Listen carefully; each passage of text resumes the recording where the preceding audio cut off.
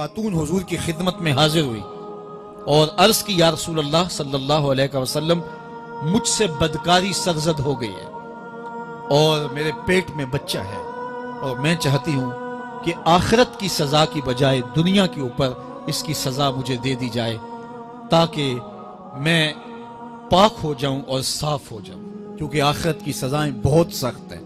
اللہ کے محبوب علیہ السلام نے جبریل امین سے ایک دن پوچھا تھا مجھے جہنم کے عذابوں کا ذکر سناؤ، تو عرض کی یا رسول اللہ صلی اللہ علیہ وسلم ہلکا ترین عذاب یہ ہے کہ جہنمی کے پاؤں میں آگ کے جوتے رکھے جائیں گے، باقی اس کے پورے بدن پہ آگ نہیں ہوگی، صرف آگ کے جوتے اس کو پہنائے جائیں گے، لیکن اس کی حدت، گرمی اور شدت اتنی ہوگی یغلی منہما دماغہ، اس کی شدت سے اس کا دماغ پگھل کر ناک اور کانوں کے ذریعے سے باہر آنا شروع ہو جائے گا۔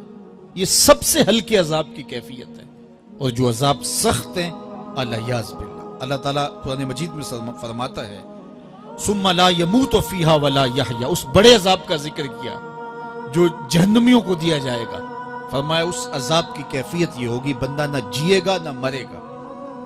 جیے گا اس لیے نہیں کہ آگے اور پیچھے دائیں اور بائیں آگ ہی آگ ہوگی، تو اس آگ میں جینا کو جینا تو نہیں ہوگا، اور مرے گا اس لیے نہیں کہ موت کو موت آ چکی ہوگی۔ تو وہ کتنا سخت عذاب ہوگا الیاذ باللہ کہ ہلکے ترین عذاب کی کیفیت یہ ہے کہ پاؤں میں آگ کا جوتا اور دماغ پگھل کے ناک اور کانوں کے راستے سے باہر آ جائے۔ تو اس نے عرض کی یا رسول اللہ صلی اللہ علیہ وسلم میرے اوپر حد جاری کر دیجئے، اور اس نے کہا کہ میرے پیٹ میں جو ہے وہ بچہ ہے۔ اللہ کے محبوب علیہ السلام نے فرمایا جاؤ جب بچہ پیدا ہو تو پھر آنا۔ وہ چلی گئی، تو جب بچہ پیدا ہوا تو گود میں اٹھائے پھر حضور کی خدمت میں حاضر ہوئے اور عرض کی یا رسول اللہ یہ ہے بچہ جو میں نے گناہ کیا تھا، بدکاری کی تھی، آج یہ اس کی نشانی ہے۔ تو اللہ کے محبوب علیہ السلام نے فرمایا کہ اسے لے جاؤ اور اسے دودھ پلاؤ، اور جب یہ کچھ کھانے پینے لگ جائے گا تو پھر آنا۔ کچھ دنوں کے بعد وہ دوبارہ حاضر ہوئی اور اس نے اس بچے کے ہاتھ میں روٹی کا ٹکڑا دیا ہوا تھا اور عرض کی یا رسول اللہ دیکھ لیجئے اب یہ روٹی کھانے لگ گیا ہے۔ اللہ اکبر۔ تو اللہ کے محبوب نے فرمایا انہیں لے جاؤ اور جا کے انہیں سنگسار کر دو۔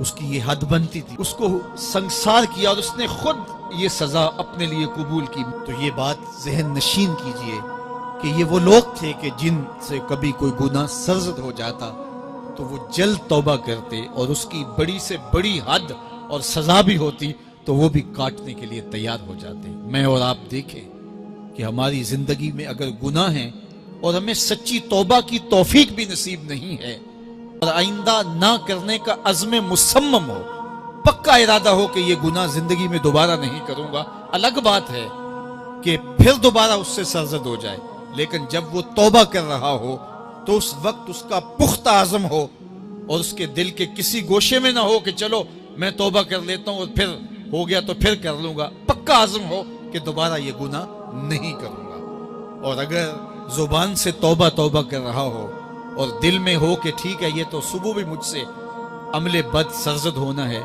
تو اللہ تعالیٰ سے یہ مذاق کرنے والی بات ہے، اور اللہ تعالیٰ سے جو مذاق کرتا ہے وہ کہاں کھڑا ہے وہ خود سوچ لے۔ وہ کیا کسی نے کہا تھا کہ توبہ کی پھر توبہ کر کے توڑ دی، میری اس توبہ پہ توبہ کر اٹھی۔ تو ایسی توبہ نہیں ہے کہ جو رسماً کسی مجلس میں چلے گئے، کسی اجتماع میں چلے گئے تو سب لوگوں نے توبہ کی تو وہ بھی توبہ کرتا رہا، لیکن اس کا عزم مصمم پختہ ارادہ نہیں تھا گناہوں کو چھوڑنے کا، تو یہ توبہ نہیں، یہ مذاق ہے۔ اس لیے اللہ کے حضور سچی توبہ یہ ہے کہ ماں قبل کے گناہوں سے مٹی کے گھروندے پاؤں پہ بناتا ہے اور انہیں مسمار کر دیتا ہے۔ وہ کبھی آپ نے دیکھا ہوگا کہ بچے ریت میں اپنا پاؤں رکھ کر کے اوپر سے ریت تھپک لیتے ہیں اور پھر پاؤں ہولے سے نکال لیتے ہیں، بچ جائے تو بڑے خوش ہوتے ہیں، اور جب کھیل ختم ہو جاتے تو اسے گرا دیتے ہیں اپنے ہاتھوں سے۔ بہلول بھی اسی شغل میں لگا ہوا ہے، بہلول یہ کام کر رہا ہے، گروندے بناتا ہے گراتا ہے، گروندے بناتا ہے گراتا ہے۔ بادشاہ گزرا، پوچھا بہلول کیا کر رہے ہو؟ ہنس کے کہا جنت کے مکان بنا رہا ہوں۔ کہا بیچتے ہو؟ ہاں بیچتا ہوں. کتنے کا؟ 10 روپے کا، سیل لگائی ہوئی ہے. بادشاہ مسکرا کے گزر گیا. دیوانہ ہے، مجنوں ہے، اپنی موج میں لگا ہے. پیچھے سے ملکہ زبیدہ بھی آ رہی تھی. اس نے بھی دیکھا. کہا بہلول کیا کر رہے ہو؟ کہا جنت کے مکان بنا رہا ہوں. کہا بیچتے ہو؟ ہاں 10 روپے کا بیچتا ہوں. 10 روپے بادشاہوں کے لیے کیا ہوتے ہیں؟ 10 درہم نکالے، اس کو دیے، اس نے دریائے دجلہ میں پھینک دی.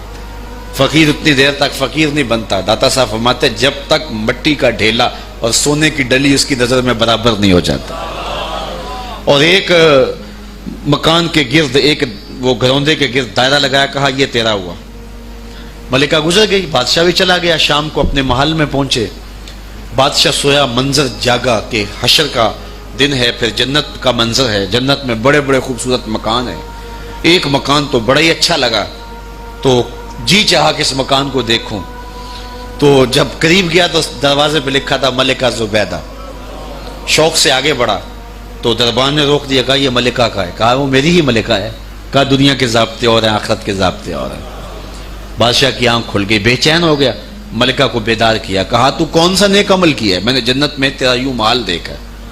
ملکہ کہنے لگی وہی معمول کی نمازیں، وہی سب کچھ، کوئی نیا کام تو میں نے کیا نہیں. ہاں یاد آیا، کل گزر رہی تھی، دجلہ کا کنارہ تھا، وہ جسے لوگ مجذوب کہتے ہیں، وہ جو دیوانہ کہلاتا ہے، وہ بہلول، وہ جنت کے محل کہتا تھا وہ بنا رہا تھا. میں نے کہا چلو کوئی بات نہیں، فقیر ہے، 10 روپے کیا ہوتے ہیں. تو میں نے 10 روپے کا ایک محل خریدا تھا. بادشاہ سر پکڑ کے بیٹھ گیا. وہ تو مجھے بھی کہتا تھا. میں دیوانے کی بات سمجھ کے گزر گیا. اگلے دن بادشاہ قصدن گزرا. جب قصدن گزرا نا تو دل دھڑک رہا تھا کہ کہیں مجذوب پھر آج مل جائے اور اسی موج میں ہو تو کام بن جائے. دیکھا تو بہلول وہاں بیٹھا ہوا ہے. آگے بڑھ کے دیکھا تو کام بھی وہی. بادشاہ پھر رک گیا. پوچھا اب بہلول کیا کر رہے ہو؟ اب دل دھڑک رہا تھا کہ مجذوب ہے، کوئی اور بات کہہ دے تو چلو اچھا ہو کہ وہی جواب دے دے. اس نے وہی جواب دیا، جنت کے محل بنا رہا ہوں. بادشاہ کا کچھ دل ٹھہرا. پھر کہا اچھا بیچتے بھی ہو؟ ہاں ہاں بیچنے کے لیے بنا رہا ہوں. بادشاہ ادھر جیب میں ہاتھ ڈال رہا ہے اور ادھر پوچھ رہا ہے کتنے کا؟ کہا آدھی حکومت لگے گی. کہا کل تو 10 روپے کے بتا رہے تھے. کہا کل تم نے دیکھا نہیں تھا، آج سودا دیکھ کے لے رہے ہو. اللہ تعالیٰ ارشاد فرماتا ہے انما تنذر من اتبع ذکر وخشی الرحمن بالغیب. جو ان ڈٹھے سودے کرتے ہیں، جو بغیر دیکھ کے کرتے ہیں. اچھا چلو ایک خوشخبری میں آپ کو بھی سناؤں، اور وہ خوشخبری رسول اللہ کی زبان سے. حضور نے فرمایا طوبی لمن رآنی وآمن بی وطوبی 7 مرات من لم یرانی وآمن بی. فرمایا صحابہ تمہیں مبارک ہو ایمان کی کہ تم نے مجھے دیکھا اور میرے اوپر ایمان لائے. اور کہا انہیں 7 مبارکیں ہوں جنہوں نے مجھے دیکھا بھی نہیں ہوگا اور پھر بھی ایمان لائیں گے. انما تنذر من اتبع ذکر وخشی الرحمن بالغیب فبشرہ بمغفرۃ واجر کریم. ان کو بشارت دے دیجئے بڑی عزت والے اجر کی اور خوشخبری بھی. تو جس اجر کو میرا رب بھی کریم کہہ رہا ہے وہ اجر کیسا ہوگا.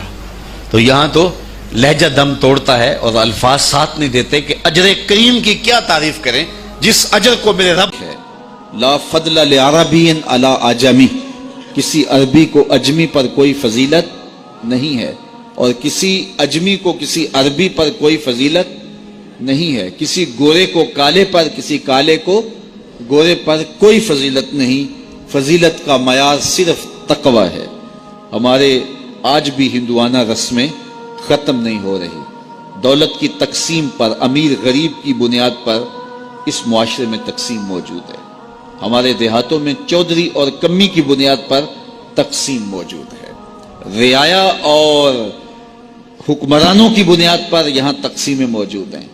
لیکن میرے اور آپ کے آقا و مولا نے قیامت تک آنے والی انسانیت کے لیے جو منشور دیا وہ یہ تھا کسی عربی کو اجمی پر کوئی فضیلت نہیں، کسی اجمی کو عربی پر کوئی فضیلت نہیں، کسی گورے کو کالے پر کوئی فضیلت نہیں. چونکہ کالے رنگ بھی اللہ نے بنائے ہیں، گورے رنگ بھی اللہ نے بنائے. حکیم لقمان رنگ کے کالے تھے اور صورت اچھی نہیں تھی. تو کسی نے ان سے پوچھا کہ آپ اتنے بدصورت کیوں ہیں؟ تو حکیم لقمان نے کیا جواب دیا؟ کہا آپ شکل میں نقص نکال رہے ہیں یا شکل بنانے والے میں نقص نکال رہے ہیں؟ تو وہ خاموش ہو گیا. اللہ اکبر. تو یہ اللہ نے بنایا ہے نا, اس نے کانٹا بھی اس نے پیدا کیا ہے, پھول بھی اس نے پیدا کیا ہے, چہروں کی رنگت اس نے بنائی ہے, کسی میں کوئی رنگ بھر دیا, کسی نے کوئی رنگ بھر دیا. تو رنگوں کی بنیاد پر, نسب کی بنیاد پر کوئی افضل, کوئی اشرف, کوئی اعلیٰ, کوئی بد, یہ نہیں ہے, بلکہ معیار جو دیا گیا وہ کیا تھا؟ تقوی. ان اکرمکم عند اللہ اتقاکم, جو زیادہ متقی ہے اللہ کے نزدیک وہی معزز ہے, وہی معتبر ہے. پھر حضور علیہ الصلوۃ والسلام نے عورتوں کے بارے میں تاکید کی کہ وہ تمہاری زیر دست ہیں, ان کی ملک کچھ نہیں ہوتا اور کمزور ہیں, ان کے بارے اللہ سے ڈرنا. اور حضور نے ان کے ساتھ حسن سلوک کرنے کی وصیت کی. پھر غلاموں کے ساتھ حسن سلوک کرنے کا حضور نے درس دیا کہ جو خود کھاتے ہو وہ انہیں کھلاؤ, جو خود پیتے ہو انہیں پلاؤ, جو خود پہنتے ہو انہیں پہناؤ. بعض لوگ ملازم کو, ماتحت کو جو ہیں وہ ہلکے کپڑوں میں کسن رکھتے ہیں تاکہ پتہ چل جائے کہ یہ غلام ہے, یہ ملازم ہے اور ہم باس ہیں. حضور علیہ الصلوۃ والسلام نے ان 3 چیزوں کی تاکید کی. پھر حضور نے ہمسایوں کے حقوق کے حوالے سے بات کی, اور صحابہ فرماتے ہیں کہ اتنی بار حضور نے تاکید کی کہ ہمیں یہ گمان ہوا کہیں وراثت کے اندر حقدار نہ ٹھہرا دیا جائے. تو ہمسایوں کے حقوق کے حوالے سے حضور نے تاکید ارشاد فرمائی.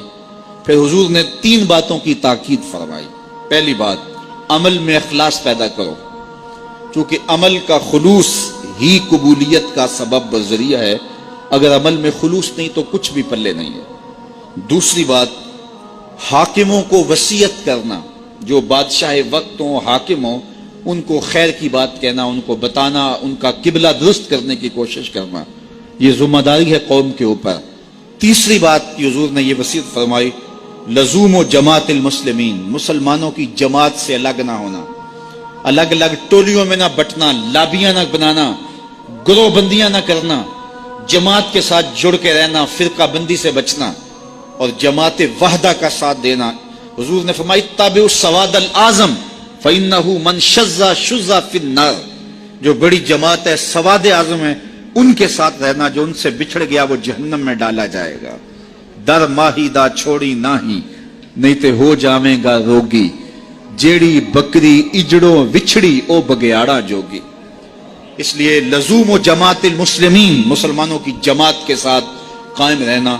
پھر حضور علیہ الصلوۃ والسلام نے فرمایا, اے امت مسلمہ, میں تمہیں لاوارث نہیں چھوڑ کے جا رہا, میں تمہارے اندر 2 بھاری چیزیں چھوڑ کے جا رہا ہوں, اور اگر تم ان کو مضبوطی سے تھام لوگے, میں ضمانت دیتا ہوں تم کبھی بھی گمراہ نہیں ہوگے. ایک اللہ کی